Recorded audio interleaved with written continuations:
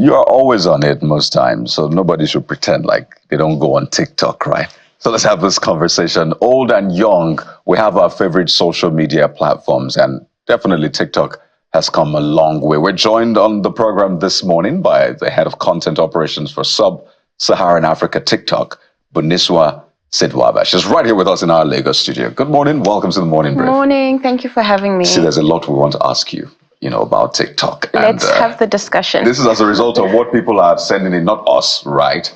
But I want to start with the story of TikTok. And I think it's important to put this in context. Now, there have been social media platforms before TikTok. Remember High Five? I don't. High Five is such a long time ago, before Facebook. So there was High Five, right? And a lot of people were big on High Five. Then Facebook came and people thought, oh, wait a minute, something better than High Five. So people forgot High Five. Those who remember High Five, say hi. If you're watching us on YouTube and all of that. Then there's been a lot of transition from Facebook, Instagram, Snapchat. Forgive me if I can't mention every one of them because it's hard to keep track. Then TikTok came. And, it's tricky for a lot of people because I wonder, how did TikTok come and just take a lot of attention? So tell us about the USP of TikTok, the story about the brand, what the brand came up with to, get the attention of a lot of young people. So what is the story of TikTok? How did you get all of this attention in such, short frame of time? Okay. Thank you for that question. I think where I'd like to start is just kind of resetting everyone's minds around how to position TikTok. So a lot of people will say or refer to TikTok as a social media platform, but where TikTok sits is actually between being a traditional social media platform and a traditional entertainment platform.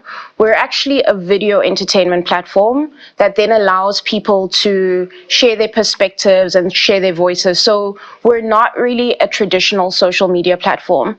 And the reason for that is because people actually come to TikTok to discover content. So people don't actually come to TikTok to check, to check where someone has checked in, to check where someone is staying. They actually come to TikTok to discover content. And then once they discover that content, some of them will want to express themselves creatively. So we see ourselves as a video entertainment platform that allows people to express their voices. So now, just going back to how TikTok came into the picture, I think one of the biggest things that we pride ourselves in as a brand is that we're a brand that allows people to express themselves authentically, one. Number two, there's a place for everyone. There's a seat for everyone at the table. So whether you're 13 plus and above, 16 and above, whether you're 18, whether you're 25, whether you're 50, there's something for you on the platform. So what starts to happen on TikTok is that people look for specific types of content, and then what happens is communities are created around those types of content. So some of our popular communities are hashtag learn on TikTok, hashtag book talk, hashtag moms of TikTok, hashtag edutalk. So that is how communities are created that cater to different types of people's interests. So that's really what I think made the platform popular, is people discovered that, oh, actually, I can come to the platform as myself. I don't need to be glossy. I don't need to, look fancy. I don't need to, have this representation of a life that is possibly not real. The key about it is authentic expression, and I think that is how it started going viral, and that's how people started seeing the videos. People wanted to interact with the trends because they could see, oh, this is an app for everyone. Everyone has a seat at the table. Talk to us about the demography, maybe on the Nigerian space now on TikTok. And you talked about entertainment, earlier on, that's one of the first few, thrusts of TikTok as it began. So there's a lot of comedy, there's a lot of dancing and expression. So what does this say about the tastes of the Nigerian content creators on TikTok? And perhaps you could want to expand it to Africa, on that space on TikTok. Yeah, so I think if we're looking at sub-Saharan Africa, the types of content or the types of categories that are popular are there are a lot of similarities. But I think what we see in Nigeria is definitely we see a lot of skit makers, a lot of comedy creators, and that's from the beginning. It's actually one of the categories that's remained consistent. We definitely obviously see a lot of musicians using the platform as well. I mean, we've recently announced the launch of a distribution platform called SoundOn, which allows musicians to basically distribute their music. So that has also helped with the surge of music trends going viral on the platform. We see a lot of beauty creators as well. Some amazing, like really well-crafted content coming out of Nigeria specifically. And I think on the rise, we're seeing a lot of sports entertainment creators as well. We're seeing a lot of entertainment creators who are creating kind of like facts about films, facts about TV series. So yeah, I would say largely comedy, music trends, entertainment, sports, lifestyle, beauty, fashion, as well as food. Food is another category that's quite big, specific to Nigeria. So those things are kind of similar across sub-Saharan Africa. I think the biggest distinction is the comedy aspect. So comedy definitely is, a vertical or a category that is growing quite fast in Nigeria specifically. We definitely love our comedy and our food. And our food. I'm glad you mentioned that. So this conversation is really about two things, honestly. How to make money off TikTok on the one hand, and then cracking the algorithm. You know, TikTok made celebrities out of... And so this is saying you can be somebody without knowing anybody and all of that. It's quite interesting how TikTok is able to now create celebrities that are relevant to mainstream social media, even though you said that TikTok is not social media. So talk to us. How do you crack this algorithm? Because it looks like TikTok's algorithm is out of this world. I've had people sit down to research about TikTok algorithm and they say, yes, I got a handle on it. And they tried and like, nah, I don't have a handle on it. What's going on? Okay, so I think to simplify, and I think I touched on it a little bit earlier as well. So it goes back to that concept of the way that the algorithm works is it's based on, it's not based on the number of followers you have. It's based on the quality of the content. You can have 10 followers on TikTok, but if that piece of content you post is high quality, it's well crafted, it's specialized, that is going to gain attention for that piece of content, because that piece of content has the ability to land on anyone's For You feed. So if someone watches that piece of content and they spend 5 to 15 seconds on it, the next person spends 20 seconds, next person spends 30 seconds, people start sharing that piece of content. That is how the content goes viral. And that's really how the algorithm works. It's based on people's behaviors. So the amount of time you spend watching, if you share a video, if you like the video, that's really the essence behind the algorithm. So it's content-based versus contact. So number of followers is not really important. It's really like, what is the value in that piece of content? How are you connecting with people? How authentic is that piece of content? So that's on the algorithm. Yeah. So this is what we'll do. By the way, a lot of people thank TikTok for that because they found it tough to break out or break through with the other platforms. So let's speak with someone who's been cracking the algorithm of sorts. We're joined on the program by content creator Edna Francis, over 1 million views on TikTok. Beautiful. Good morning. Thank you so much for having me. And you know, I'm sure you can relate well with what she's talking about. You know, cracking the algorithm. 5 followers gets 1 million views, and you're like, what? How did that happen? This is something you probably not get on other platforms. So speak to us about your experience as a content creator on TikTok. How you were able to get that much views? Because 1 million views is not beans. Okay, beautiful. My name is Edna Francis. I am an entertainment content creator for TikTok, and I joined TikTok in 2020, a little after the pandemic, but I started taking my TikTok seriously in December 2022, and by seriously, I started putting out movie reviews, and that was because I love watching movies, horror movies especially, because I was introduced to horror movies by my dad. So It was just a fun thing I was doing, and then my numbers started growing, and I decided to just keep doing it, and then they noticed me. So I would say do not focus on the numbers, because if you focus on the numbers you might just lose interest in whatever you're doing. So the numbers just happened, not like I actively wanted to get the numbers that I have now. So the numbers I have now, they have to do with consistency and putting out authentic content. Yeah. So, Edna, talk to us about the money. I'm sure that's what young Nigerians are about. That was a goal always. Yeah, that's a goal. So, for initiates who are, building capacity, getting the cameras, getting the ring lights, and they want to start building content, how do they navigate through the environment such that they now arrive at that destination where money begins to come in? And how long, would they need to put in before they get to that money-making destination on TikTok? Okay, so for TikTok, it is about putting out authentic content. You have to be yourself. Number one, if you're looking to be a content creator on TikTok, you have to be yourself, and you also have to be consistent, because you can never tell when you would get the next viral video. So when you're consistent, you're putting out the right amount of authenticity into what you do, and you are communicating with your audience, because TikTok is big on community. So you're communicating with your audience, you're interacting with your comments, you're liking their comments. You would never know, you understand? So don't focus on, it's just like music. There was a time music wasn't like a big thing in Nigeria. If you wanted to do music, your parents would be like, come on, you have to be a doctor or you have to be a lawyer. It doesn't mean that even those that can't sing should now go ahead and do music now that it is a thing, So if you're not passionate about content creation, you can't do it.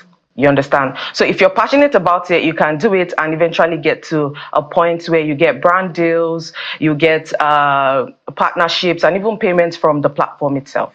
So your own experience, of course. I want to hear it. I have worked with different brands from my niche. I've worked with Prime Video for Last One Laughing. I've also worked with Prime Video for Gangs of Lagos. I have worked with Film One for the release of Barbie. It was a live takeover. I have worked with Film House. I can go on and on. I have worked with Film One for Equalizer. So this has been lucrative for you. Very, very, so from very. TikTok, your money, you didn't just make your money within TikTok. Of course. It took you out, and then you still made the money. Of course. I also multiple streams of income. Of course, because I even ventured out of partnership with just the TikTok itself. I did like a partnership with Wow Nigeria as sponsor for BB Nigeria. So it's actually very lucrative for me. Fantastic. And I'll come to Boniswa now. Now I want to focus on how to make money within TikTok. A lot of people don't like the fact that if you have a local account, you can't get money into your account or something. So people have to find other ways to get gifts, monies. I'm sorry, this is not something I'm fasting. I just checked my TikTok and realized I have not been, I've not been engaging as much. But it's good to see I have over 700,000, views overall. So, in terms of ensuring that even though you're in Nigeria, you have a Nigerian account, you're able to make money. What is TikTok doing in that light, and what are the other ways you can make money within TikTok for Nigerians who are resident in Nigeria? Okay, so I'll start off by discussing some of the monetization features that we have available on the platform. So I would say the two features that are the most lucrative for creators. So the first one is live gifting. So in order for you to earn from live gifting, you need to have 300 plus followers. You need to make sure that you're adhering to community guidelines to make sure that your account is in good standing. That is then when viewers who are watching your live have the ability to reward you by sending you live gifts. The second one is video gifting. So the eligibility criteria for video gifting is 10,000 plus creators, 10,000 plus followers. Again, with that, you need to make sure that you have a good standing account. You need to make sure that you're not in violation of any of the community guidelines. We do have other monetization offerings. So, for example, we have one called Work with Artist. So what that means is if an artist wants to promote their song, they will upload their song onto the platform, and then you as a creator has the ability to create a video for that artist, because artists want their songs to go viral. So that's another way in which you can make money on the platform. So I think those are the three main ones But the first two, right? Can you do it with Nigerian accounts? So I think from a extraction perspective, or getting the funds extracted, that happens through a third party vendor. We don't necessarily take care of the payments into the accounts, but we do definitely make the provision for those creators to be rewarded. Yeah. So if I'm a Nigerian and I open with the Nigerian account, I get access to the live the gifts, the live video gift. You have to help me out here. But the live video gifts, right? Yeah. And then the video gifts themselves. Yeah. So live gifting. So that's basically if you go live, then you get gifted or you get rewarded. And then video gifting is for the actual video. So yeah, that's so all Nigerian creators are eligible to. Yeah, all eligible Nigerian creators have the ability to be gifted or awarded by their users. Yeah. Now, very quickly, talk to us about regulation on TikTok. Earlier on, you talked about age range from being about 13, or is it 16 now? So TikTok is a 13 plus app. Yes. So how are those underage protected from accessing content that is beyond what their mind's capacity, can take on? And in recent times as well, on another part of the conversation, there's been outrage on security concerns following release of videos of bandits, showing off ransom payment, putting out. They actually have, TikTok accounts as well. So there's concern about that. So talk to about regulation in that space for those concerns. Yeah. So I mean, trust and safety is. I don't think it's something that has a full stop. It's it's not something that you begin today and you say my job is done, because using platforms like TikTok, it's a dynamic environment. You don't know what you may face tomorrow. So I think from a trust and safety perspective, we've always been committed to making sure that we're innovating. We've always been committed to making sure that we're localizing. We've increased the number of moderators we have from a safety perspective as well, to make sure that moderators actually understand languages, understand local languages. So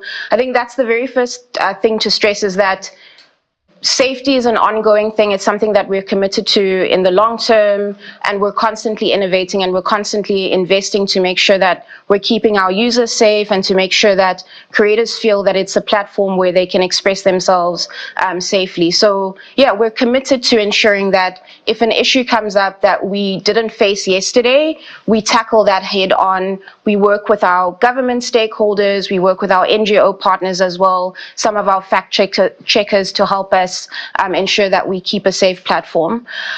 From a age perspective, or from the perspective of ensuring that we keep our users safe. So we've got a number of safety features on the platform. So I think the first one that I can speak to is the family pairing feature. So what the family pairing feature does is it enables a parent to pair their account to their teen's account. That parent can then set specific filters on that teen's account. So the first thing is that your account will automatically be on private if you're a teen. Right. So that means that you can't have strangers, coming to you, sending you messages. You can't have strangers watching your content. You can't have strangers downloading your content. So that's one of the protective mechanisms that we have. You can also filter your comments. You can filter you can filter comments, and you can filter specific keywords in messages that you don't want there. So we've invested quite a lot to make sure that we are enhancing our safety features that help parents keep their teens safe. Right. So yeah, that's the family pairing feature. We're totally out of time, but two issues we have to touch on. First, a starter pack for content creators. What do you need? Ring light and all of that. What is a starter pack? And I need you to speak about fake news. handling fake news, because people just post stuff and then they take it as gospel, and then you just realize that no, this is not true. So what is your platform doing to handle fake news? I know there's a global politics, US, China, the talk about the ban and all of that, but regarding fake news, what are the features available? We have less than a minute and a half to go on this one. Yeah, so for misinformation and disinformation are key topics that we focus on from a trust and safety perspective, and the way in which we tackle that is we partner with fact checkers in market to help us ensure that we're verifying content. As a user on the platform, if for some reason the algorithm or the system can sense or detect that something that you might be posting is potentially harmful, you actually get a pop-up before you post a video that asks you, are you sure you want to post this video? So we do have specific features that help us combat misinformation as well as disinformation on the platform. Because that's really big. And, election year, it's a big election year globally.